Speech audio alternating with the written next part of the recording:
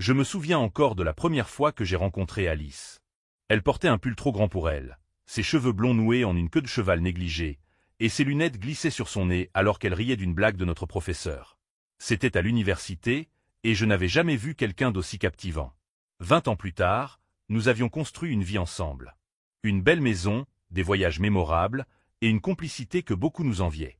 Mais il ne m'avait jamais traversé l'esprit que tout cela pourrait s'effondrer en un instant. Lundi dernier, tout a changé. Tout a commencé par une douleur, sourde et persistante, qui me dérangeait depuis quelques jours. Honnêtement, j'avais essayé d'ignorer ces symptômes embarrassants, me disant que c'était probablement une infection urinaire ou quelque chose de banal. Mais ce matin-là, en me levant, la gêne était devenue impossible à ignorer. J'ai décidé d'aller consulter. La salle d'attente du cabinet médical était pleine, et je me suis installé sur une chaise en essayant de ne pas penser à ce que j'étais venu chercher ici. Quand le médecin m'a finalement reçu, je lui ai expliqué mes symptômes avec une certaine gêne. Il a hoché la tête, posé quelques questions supplémentaires, puis prescrit des analyses. C'était embarrassant de tout expliquer en détail, mais je savais qu'il fallait passer par là pour comprendre ce qui n'allait pas. 2 jours plus tard, je recevais un appel du cabinet. Il voulait que je revienne pour discuter des résultats. En entrant dans son bureau, le médecin avait l'air sérieux. Il s'est assis en face de moi, son regard pesant. « Michael, vos résultats montrent que vous avez contracté une gonorrhée. » Ces mots sont restés suspendus dans l'air, lourds de sens. Je les regardais, incrédule, essayant de comprendre ce qu'il venait de dire. « Ce n'est pas possible, » ai-je murmuré. « Je suis marié, et Alice et moi avons été fidèles l'un à l'autre toute notre vie. » Il a hoché la tête, comme s'il comprenait ma confusion, mais il n'a rien dit pour adoucir le choc. J'étais assis là, incapable de bouger, mon esprit essayant de démêler l'impossible. Sur le chemin du retour, tout semblait irréel. Les visages des passants, les voitures qui klaxonnaient au loin, même le soleil qui brillait d'un éclat insupportable. Comment cela pouvait-il arriver? Nous n'avions jamais eu ce genre de conversation, Alice et moi. Il n'y avait jamais eu de raison de douter. Et pourtant, une partie de moi savait déjà. Je le sentais dans mon ventre, un instinct que je n'avais pas envie d'accepter. Quand je suis rentré à la maison ce soir-là, Alice était dans la cuisine, un sourire radieux sur son visage. Elle préparait le dîner, ses cheveux attachés négligemment comme elle le faisait toujours après une longue journée. « Comment s'est passée ta journée ?» a-t-elle demandé en jetant un coup d'œil par-dessus son épaule. Je l'ai regardée, mon cœur battant à tout rompre, incapable de trouver une réponse. Je n'ai rien dit ce soir-là. Pas encore. Je l'ai laissé parler de sa journée, rire de quelque chose que l'une de ses collègues avait dit, et me raconter comment elle avait réussi à boucler un contrat important. Je voulais croire que tout cela n'était qu'un malentendu, une erreur médicale, quelque chose d'insignifiant qui pourrait s'expliquer facilement. Mais au fond de moi, une voix murmurait que la vérité que je redoutais se trouvait déjà sous mes yeux. Après avoir quitté le cabinet médical, je ne savais pas où aller. La maison ne me semblait pas être une option, pas tout de suite. Le poids de ce que je venais d'apprendre me submergeait, et l'idée de regarder Alice en face, de lui parler comme si rien n'avait changé, m'était insupportable. Mes mains tremblaient sur le volant alors que je prenais une décision instinctive. J'allais chez mes parents. Ils vivaient à une quinzaine de minutes de notre maison, dans le quartier où j'avais grandi. Rien qu'en tournant dans leur rue, je ressentais un mélange de réconfort et d'appréhension. Mon père, Marc, et ma mère, Suzanne, étaient des gens de principe.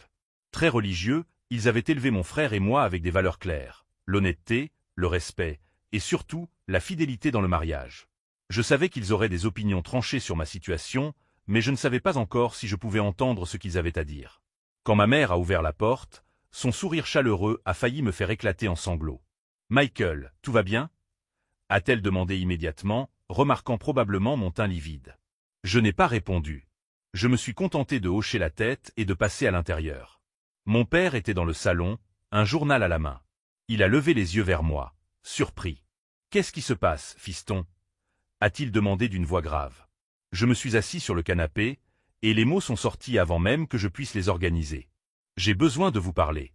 C'est sérieux. » Suzanne s'est assise à côté de moi, posant une main rassurante sur mon épaule. Le simple fait de sentir son soutien m'a permis de commencer. Je leur ai tout raconté, les symptômes, la visite chez le médecin, le diagnostic. Chaque mot semblait plus lourd que le précédent. Quand j'ai terminé, un silence pesant s'est installé dans la pièce. « Tu es sûr que c'est ce que le médecin a dit ?» a demandé mon père, brisant finalement le silence. « C'est impossible autrement, Michael, à moins que… » Il a laissé sa phrase en suspens, me regardant avec un mélange d'inquiétude et d'espoir. J'ai su tout de suite où il voulait en venir. Non, papa. Je n'ai jamais trompé Alice. Jamais. Tu me connais. Ça n'a jamais été une option pour moi. J'ai parlé avec fermeté, mais une pointe de douleur transparaissait. Même devoir défendre mon intégrité dans une situation aussi absurde me donnait un goût amer. Mon père m'a regardé longuement, puis il a hoché la tête, satisfait de ma réponse. Suzanne, elle, semblait plus choquée que toute autre chose. Elle se tenait le menton, son regard fixé sur un point indéfini devant elle.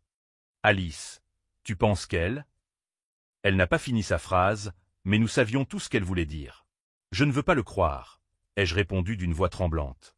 Mais je ne vois pas d'autre explication. C'était la première fois que je mettais cette pensée en mots, et la dire à haute voix la rendait encore plus réelle, plus douloureuse. Mon père, en homme pragmatique qu'il était, est allé droit au but. « Fiston, si c'est vraiment ce que tu crois, tu sais ce que tu dois faire. » Il a croisé ses bras sur sa poitrine, son regard sévère mais rempli de compassion. « La tromperie, c'est inacceptable. Tu le sais. Tu ne peux pas rester dans un mariage construit sur un mensonge. » Les larmes me montaient aux yeux, mais j'ai hoché la tête. Je sais que je dois demander le divorce. Le dire était comme arracher un pansement sur une blessure infectée. Ça faisait mal, mais c'était nécessaire.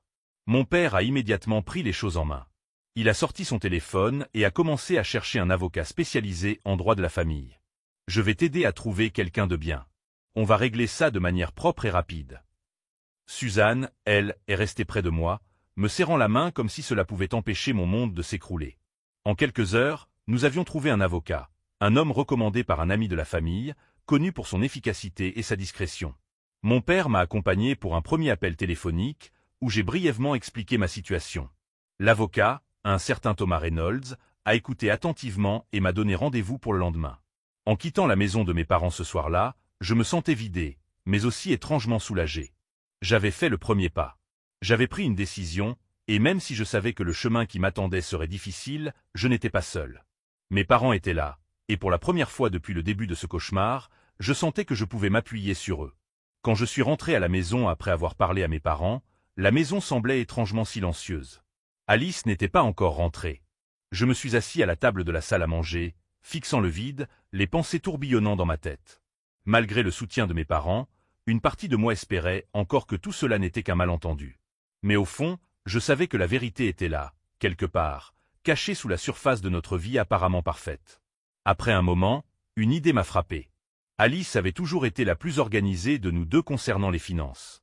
Elle tenait nos comptes, gérait les déclarations d'impôts, et s'assurait que tout était en ordre. Je lui faisais confiance aveuglément sur ce point, mais maintenant, je me demandais si cette confiance n'avait pas été mal placée. Je me suis levé, déterminé, et me suis dirigé vers le bureau où nous conservions nos documents financiers. Je me suis plongé dans nos déclarations de revenus des 10 dernières années. J'ai passé en revue chaque ligne, chaque chiffre, cherchant quelque chose, quoi que ce soit, qui puisse m'éclairer. Au début, tout semblait normal. Mais en comparant nos revenus déclarés avec les primes et commissions qu'elle mentionnait souvent en rentrant du travail, j'ai remarqué un écart. Alice gagnait visiblement bien plus que ce qu'elle déclarait, et une partie de cet argent semblait avoir disparu. Intrigué, j'ai continué à fouiller et j'ai découvert une série de transferts réguliers vers un compte bancaire que je ne connaissais pas. Les montants étaient significatifs, parfois des dizaines de milliers de dollars. J'ai pris une grande inspiration et, grâce à l'accès partagé que nous avions à certains outils financiers, j'ai réussi à récupérer les informations de ce compte. Quand j'ai vu le solde, mon cœur s'est arrêté.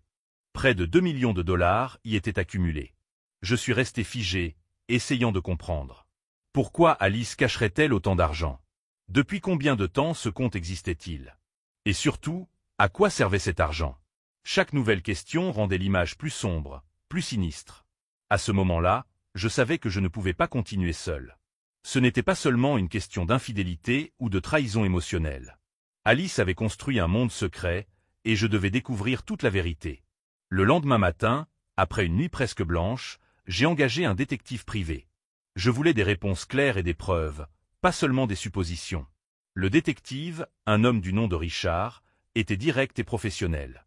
Il m'a demandé des détails sur les habitudes d'Alice, ses horaires, et les noms de ses collègues ou amis les plus proches. Je lui ai donné tout ce que je pouvais, y compris les relevés bancaires que j'avais trouvés. « Donnez-moi quelques jours », m'a-t-il dit en quittant mon bureau. « Je vais creuser. » Les jours qui ont suivi ont été une torture. Alice agissait comme si de rien n'était, continuant sa routine quotidienne, souriant et bavardant comme si elle n'avait aucun secret. Chaque fois que je la regardais, un mélange de colère et de douleur montait en moi. Mais je devais jouer le jeu, rester calme, et ne pas éveiller ses soupçons. 4 jours plus tard, Richard m'a appelé pour un rendez-vous. Assis face à lui dans son bureau, j'ai écouté attentivement chaque mot. Ce qu'il m'a révélé a été comme un coup de poignard dans le cœur. Alice ne se contentait pas d'une double vie. Elle en avait plusieurs. Elle voyait régulièrement différents hommes, la plupart de manière très discrète. Le détective avait des photos, des enregistrements, des relevés de déplacement. Certains de ces hommes semblaient être des collègues, d'autres de simples inconnus rencontrés en ligne. Ce n'était pas juste une affaire, mais un mode de vie qu'elle avait méticuleusement caché pendant des années. Mais ce n'était pas tout. Richard avait découvert des échanges de messages et des courriels qui révélaient une vérité encore plus glaçante. Alice prévoyait de me quitter. Pas immédiatement, mais dans 6 ans. Dans ses messages, elle expliquait à l'un de ses amants qu'elle voulait attendre que nos enfants soient grands, que tout soit réglé financièrement, avant de tourner la page et de commencer une nouvelle vie. Ces mots, nouvelle vie, résonnaient en boucle dans ma tête. Elle avait planifié mon remplacement comme on planifie des vacances. Tout était calculé, froid, dépourvu de toute émotion. Elle avait non seulement trahi notre mariage, mais elle avait aussi préparé l'effondrement de notre famille avec une précision chirurgicale. Je suis rentré chez moi ce soir-là avec les preuves en main. Les photos, les messages, tout. Je savais que je devais me préparer pour la confrontation. Mais ce que je ressentais en moi était au-delà de la colère. C'était une douleur brute, mêlée à une résolution glaciale. Alice pensait peut-être contrôler cette situation, mais elle ne savait pas encore qu'elle avait sous-estimé ma capacité à riposter. Ce soir-là, j'attendais Alice à la maison comme à mon habitude. Malgré tout ce que je savais désormais, malgré les preuves accumulées et le poids insupportable de la trahison, je m'efforçais de ne pas briser le fragile équilibre. Le moment de tout confronter viendrait, mais pas encore. Je m'étais dit que j'attendrais qu'elle rentre, que je la regarderais, et que je chercherais des réponses dans son comportement, dans ses yeux. L'horloge du salon affichait 21h30. Elle aurait dû être là depuis 1 heure. Alice était rarement en retard, et si c'était le cas, elle trouvait toujours le moyen de m'envoyer un message ou de m'appeler. Cette fois, il n'y avait rien. Aucune notification, aucun signal. J'ai ressenti une tension étrange dans ma poitrine, un pressentiment que je n'arrivais pas à ignorer. À 22h15, mon téléphone a vibré sur la table basse. Le numéro était inconnu, mais l'urgence dans ma poitrine me poussait à décrocher immédiatement. Monsieur Michael Bennett ? Demanda une voix grave de l'autre côté de la ligne. Oui, c'est moi. Nous appelons du County General Hospital. Votre femme, Alice Bennett, a été admise ce soir. Elle a été impliquée dans un grave accident de voiture. J'ai senti le sol se dérober sous mes pieds. Mon esprit s'est vidé, laissant place à une question absurde. Et si c'était une erreur ? La voix continua, implacable. Elle a été heurtée par un conducteur en état d'ivresse à environ 18 km de chez vous. Sa voiture a été gravement endommagée et elle a subi de multiples blessures. Nous vous suggérons de venir au plus vite. Je ne me souviens pas vraiment de la manière dont j'ai quitté la maison, ni même de la route pour me rendre à l'hôpital. Tout était flou, irréel, comme si j'évoluais dans un cauchemar. En arrivant, l'odeur antiseptique, les lumières blanches agressives et le brouhaha des urgences m'ont frappé de plein fouet. Une infirmière m'a conduit dans une salle d'attente. Un médecin est entré peu après. Il avait l'air fatigué, mais ses mots étaient précis. Votre femme a plusieurs fractures, une jambe, 2 côtes et le bras gauche. Mais c'est la blessure à la tête qui nous inquiète le plus. Elle a subi un traumatisme crânien important, et nous avons dû la plonger dans un coma artificiel pour limiter les dommages. Je l'ai regardée, essayant d'assimiler ces mots. Elle va s'en sortir. Ma voix semblait appartenir à quelqu'un d'autre, faible et tremblante. Le médecin a esquissé une moue indécise. Nous faisons tout notre possible. Les prochaines 48 heures seront critiques. J'ai hoché la tête mécaniquement, mes pensées brouillées par un tourbillon d'émotions contradictoires. La peur, la colère et, d'une manière inattendue, une certaine tristesse. Peu importe ce qu'elle avait fait, elle restait ma femme. Alors que je m'apprêtais à demander à la voir, le médecin a ajouté quelque chose qui a gelé le sang dans mes veines. Monsieur Bennett, il y a un autre point dont nous devons vous parler. Lors de son admission, des analyses de routine ont révélé un risque potentiel. Nous avons trouvé des signes indiquant que votre femme pourrait être séropositive. Des tests supplémentaires sont en cours, mais nous vous recommandons fortement de vous faire tester également. Ces mots ont résonné dans ma tête comme une détonation. Seropositive. Je me suis appuyé contre le mur pour ne pas vaciller.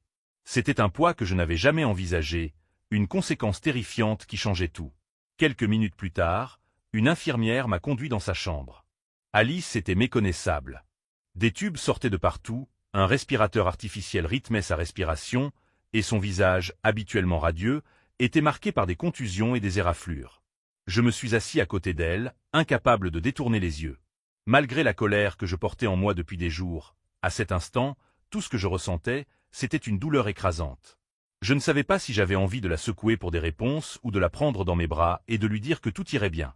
Mais il était trop tard pour les mots, du moins pour l'instant. Avant de quitter l'hôpital, j'ai pris des dispositions pour me faire tester. L'idée de rester dans l'incertitude était insupportable. J'avais besoin de savoir. Pas seulement pour moi, mais aussi pour mes enfants, pour l'avenir que je devais maintenant réimaginer sans Alice. En sortant dans la nuit froide, je me suis arrêté un instant, levant les yeux vers le ciel.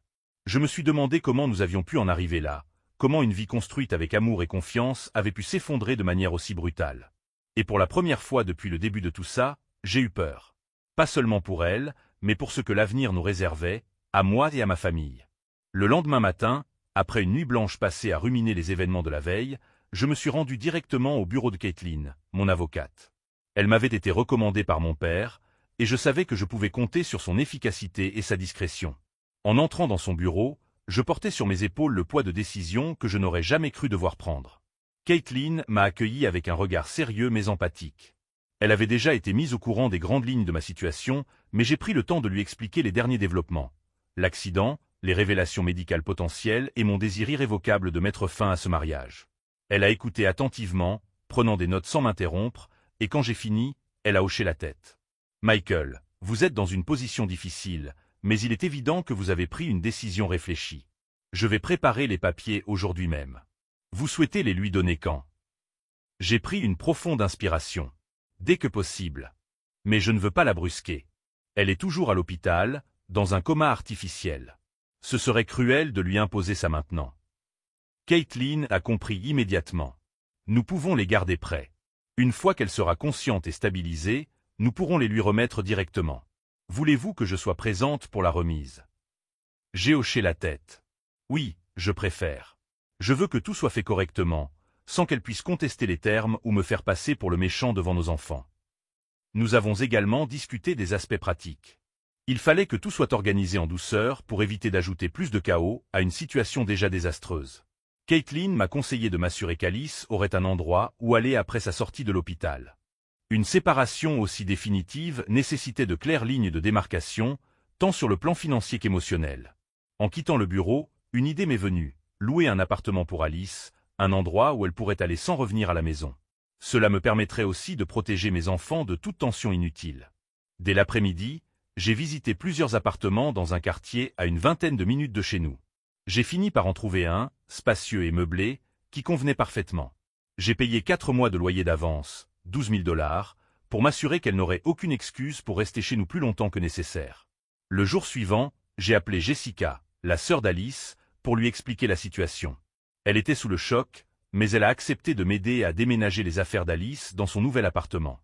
Jessica était l'une des rares personnes en qui j'avais encore confiance dans l'entourage d'Alice, et sa présence rendait la tâche un peu moins lourde. Nous avons travaillé en silence, empaquetant SES vêtements, SES souvenirs, et les petits objets que faisaient partie de son quotidien.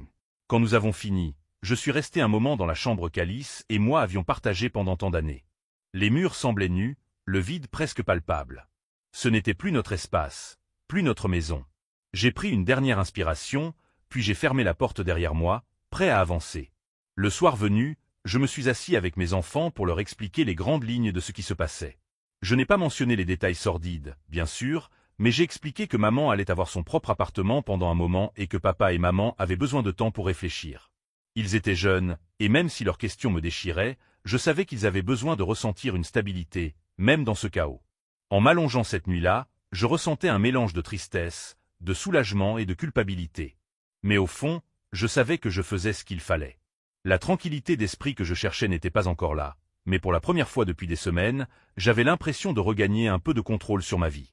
Une semaine après le début de ce cauchemar, j'ai enfin reçu une nouvelle qui, bien que modeste, apportait un peu de lumière dans toute cette noirceur. Les résultats des tests ADN étaient arrivés, et mes craintes les plus sombres étaient infondées. Sophie et Emma étaient bel et bien mes filles. Quand j'ai vu les résultats, j'ai ressenti un mélange de soulagement et d'émotion brute. Tout ce que j'avais construit avec elles, chaque moment partagé, était réel. Rien ne pouvait m'enlever cela. Je suis monté dans leur chambre ce soir-là, juste pour les regarder dormir. Sophie avait son livre de cours encore ouvert à côté d'elle, et Emma serrait son oreiller préféré. En les voyant, j'ai senti une résolution se former en moi. Peu importe ce qui s'était passé entre leur mère et moi, ces filles méritaient une vie stable, pleine d'amour et de sécurité. J'allais faire tout ce qui était en mon pouvoir pour leur offrir cela. Pendant ce temps, Alice restait dans son coma artificiel. Les médecins disaient qu'elle montrait des signes de progrès, mais il était difficile de savoir combien de temps cela prendrait. J'allais la voir régulièrement, non pas par devoir marital, mais parce que je voulais être sûr qu'elle reçoive les soins nécessaires. Peu importe nos différends, elle était la mère de mes enfants. Après 2 semaines, le jour que je redoutais et anticipais à la fois est arrivé. Alice s'est réveillée.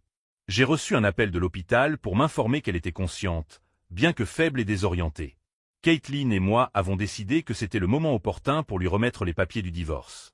Je ne voulais pas attendre plus longtemps, ni laisser une ambiguïté sur notre avenir. Quand je suis entré dans sa chambre d'hôpital, une vague d'émotion m'a submergé. Alice était allongée, pâle et fragile, son bras en écharpe et des pansements couvrant encore une partie de son visage. Elle m'a regardé, et pour la première fois depuis longtemps, j'ai vu dans ses yeux quelque chose d'authentique, de la culpabilité, peut-être même du remords. Michael. Sa voix était faible, mais chargée d'émotion. Des larmes coulaient déjà sur ses joues avant que je ne dise un mot. Je me suis assis sur la chaise à côté de son lit, Caitlin restant en retrait pour donner à cet échange une certaine intimité. « Alice, ai-je dit d'une voix calme mais ferme, je suis venu pour te parler de notre avenir. Et pour être honnête, il n'y en a plus. » Je lui ai tendu les papiers du divorce. Elle a pris les documents d'une main tremblante, son regard passant rapidement des feuilles à moi. « Michael, je suis désolé, a-t-elle murmuré. Je suis tellement désolé. Je ne sais pas pourquoi j'ai fait tout ça. Je t'ai blessé, je sais, mais s'il te plaît, donne-moi une chance de réparer les choses. » Ses larmes étaient sincères, mais elles ne m'atteignaient plus de la même manière. Je ne ressentais pas de satisfaction ou de vengeance, juste une fatigue profonde et un désir de tourner la page. « Alice, ai-je répondu doucement, ce n'est pas une question de pardon. Je te pardonne pour ce que ça vaut, mais je ne peux plus continuer. Ce mariage, cette vie que nous avions, tout ça est brisé. J'ai besoin d'avancer, et nos filles aussi. » À la mention de Sophie et Emma, son expression a changé. Elles savent. J'ai hoché la tête. Elles savent ce qui est arrivé, et elles ont décidé qu'elles ne voulaient pas te voir pour l'instant. Peut-être qu'avec le temps, elles changeront d'avis, mais pour le moment, c'est leur choix, et je le respecte. Ses sanglots sont devenus plus intenses, son visage se cachant dans ses mains. Caitlin, toujours discrète mais attentive, s'est approchée pour m'indiquer qu'il était temps de partir. Avant de quitter la pièce, je me suis retourné une dernière fois. J'ai fait en sorte que tu aies un appartement prêt quand tu sortiras d'ici. Jessica a aidé à tout installer. Tu auras tout ce dont tu as besoin pour commencer une nouvelle vie. Elle n'a pas répondu, mais je pouvais voir dans son regard qu'elle comprenait que c'était la fin. Sur le chemin du retour, je ne ressentais pas de triomphe, pas de soulagement immédiat. C'était une étape nécessaire, mais cela n'effaçait pas les blessures laissées par cette trahison. Ce n'était qu'en arrivant à la maison, lorsque Sophie et Emma sont venues me voir avec des sourires hésitants, que j'ai compris où était mon véritable point d'ancrage. Nous étions en train de restaurer notre vie, une étape à la fois. Et cette fois, nous allions construire quelque chose de plus fort, quelque chose qui ne pourrait pas être brisé. 4 mois. C'est le temps qu'il a fallu pour que le divorce soit finalisé. Comparé à la montagne d'émotions que j'avais dû gravir, cette période a filé à une vitesse presque irréelle. Alice et moi étions officiellement séparés, et bien que ce processus ait laissé des cicatrices, il avait aussi apporté une sorte de libération. J'avais obtenu la garde complète de Sophie et Emma, une décision qui, bien que douloureuse pour Alice, reflétait ce qu'il y avait de mieux pour les filles. Concernant le compte secret d'Alice, nous avions trouvé un accord lors des négociations avec nos avocats. Elle conservait la moitié de l'argent, soit environ $1 million, tandis que l'autre moitié me revenait. Cet argent, bien que teinté de trahison, représentait une opportunité de faire quelque chose de constructif. J'ai utilisé ma part, environ $900 000 après les frais juridiques, pour créer un fonds d'éducation pour les filles. Je voulais qu'elles aient la liberté de choisir leurs études, leurs projets, sans jamais se soucier des contraintes financières. Cela m'apportait une certaine paix intérieure de savoir que, quoi qu'il arrive, leur avenir était sécurisé. Une fois le divorce derrière nous, la vie a commencé à reprendre un semblant de normalité. Les premiers jours étaient difficiles. La maison semblait vide, même avec mes filles autour de moi. Mais petit à petit, cette sensation d'incomplétude a été remplacée par un sentiment de reconstruction. Sophie et Emma étaient extraordinaires. Elles étaient bien plus résilientes que je ne l'aurais imaginé. Non seulement elles m'ont soutenu, mais elles ont aussi été une force motrice pour que nous allions de l'avant ensemble. Un jour, alors que nous étions tous les trois autour de la table à dîner, Sophie m'a regardé avec son air malicieux habituel. « Papa, tu devrais penser à sortir avec quelqu'un. » J'ai failli m'étouffer avec ma bouchée de nourriture. Emma, fidèle à elle-même, a éclaté de rire. « Quoi? Pourquoi vous dites ça ?»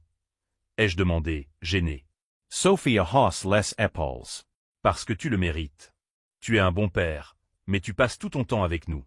Il faut que tu prennes soin de toi aussi. Leur insistance était touchante, mais aussi intimidante. Je n'avais pas pensé une seule seconde à me remettre en couple. Mon énergie était entièrement tournée vers elles et sur le fait de retrouver un équilibre. Mais leurs paroles sont restées dans un coin de mon esprit. Quelques semaines plus tard, lors d'un service à l'église, j'ai croisé Amanda. Je la connaissais de vue depuis des années, mais nous n'avions jamais vraiment échangé plus que des salutations cordiales. Amanda était veuve et élevait seule son fils, Ethan, qui avait à peu près le même âge qu'Emma. Ce jour-là, elle semblait perdue dans ses pensées, et sur un coup de tête, je me suis approché pour lui parler. « Salut, Amanda. Ça fait un moment qu'on se croise ici. Comment ça va ?» ai-je demandé. Elle a relevé la tête, visiblement surprise, mais son sourire était sincère. « Oh, bonjour Michael. Ça va, enfin, aussi bien que ça peut aller avec un adolescent à la maison. » Nous avons ri, et cette simple blague a ouvert la porte à une conversation plus profonde. Nous avons parlé de nos enfants, de nos vies, et de défis de la parentalité en solo. Je me suis surpris à me sentir à l'aise avec elle, à parler sans filtre ni réserve. Il y avait quelque chose dans sa manière d'écouter, de répondre, qui m'apaisait. Avant même de m'en rendre compte, les mots étaient sortis de ma bouche. « Ça te dirait de dîner avec moi un de ces jours ?» Amanda a paru surprise, mais son sourire s'est élargi. « Oui, j'aimerais beaucoup. » Le rendez-vous a eu lieu la semaine suivante. Nous sommes allés dans un petit restaurant italien, simple mais chaleureux. La soirée a été remplie de rires, de souvenirs partagés et d'une connexion inattendue. Amanda était différente de ce que j'avais connu avec Alice. Elle était douce, mais aussi forte, marquée par ses propres épreuves mais résolue à aller de l'avant. En rentrant ce soir-là, j'ai réalisé que ce rendez-vous n'était pas seulement agréable, mais qu'il m'avait rappelé quelque chose que j'avais presque oublié, l'espoir. Les jours qui ont suivi, mes filles n'ont pas arrêté de poser des questions. « Alors, comment ça s'est passé ?» demandait Emma avec un sourire espiègle. Sophie plus direct, me demande, tu vas la revoir? Je n'avais pas encore de réponse à leur donner, mais je savais une chose. Pour la première fois depuis longtemps, j'avais l'impression que l'avenir était porteur de promesses, et non plus d'incertitudes. Nous étions tous les trois sur la voie de la garrison, et avec Amanda, peut-être tu un nouveau chapitre était en train de s'ouvrir. Notre premier rendez-vous a été bien plus que ce à quoi je m'attendais. Amanda était chaleureuse, attentive et incroyablement facile à écouter.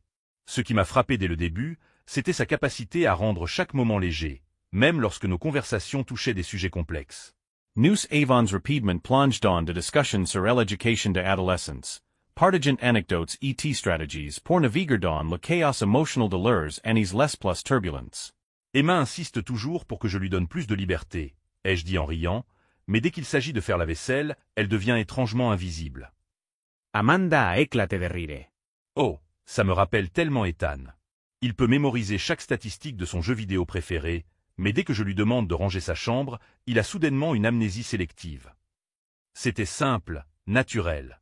Pour la première fois depuis ce qui me semblait être une éternité, j'ai ressenti une sorte de légèreté.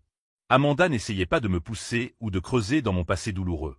Elle vivait dans l'instant, et cela m'a permis de faire de même. Le reste de la soirée s'est déroulé dans la même veine, rempli de rires et de conversations sincères. En la raccompagnant à sa voiture, je n'ai pas pu m'empêcher de lui avouer ce que je ressentais. C'était mon premier rendez-vous depuis 18 ans, et honnêtement, je ne savais pas à quoi m'attendre. Mais, je suis vraiment content que ce soit avec toi. Amanda a souri, un sourire qui semblait venir du fond de son âme. Moi aussi, Michael. Moi aussi. Nous avons continué à nous voir. Ce qui avait commencé comme des rencontres occasionnelles s'est transformé en quelque chose de plus profond. Elle et moi partagions non seulement des valeurs communes, mais aussi une compréhension tacite des défis et des blessures que la vie peut infliger. Il n'y avait aucun jugement entre nous, seulement une volonté de se reconstruire, ensemble. Sophie et Emma ont été incroyablement encourageantes. Elles posaient des questions curieuses mais jamais intrusives, et elles semblaient véritablement heureuses de me voir avancer. « Papa, Amanda a l'air super gentille », m'a dit Emma un jour. « Tu mérites d'être heureux, tu sais. » Ces mots m'ont profondément touché. Pendant si longtemps, je m'étais concentré sur mes filles, sur leur bien-être, et sur la façon de les protéger du chaos de mon divorce.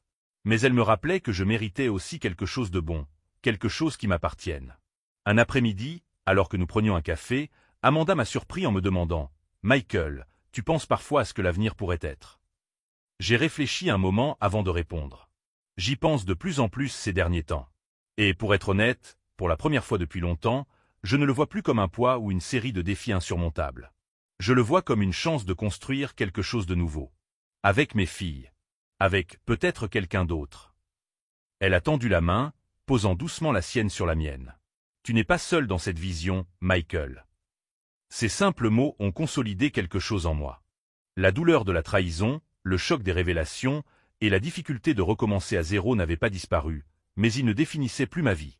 Ils étaient devenus des leçons, des rappels de ma résilience et de ma capacité à avancer. Avec Amanda, je commençais à comprendre que l'amour, même après avoir été brisé, pouvait se reconstruire. Il n'était pas parfait, il était différent, mais il était réel. Et pour la première fois depuis des années, je me suis permis de croire à nouveau en un avenir heureux.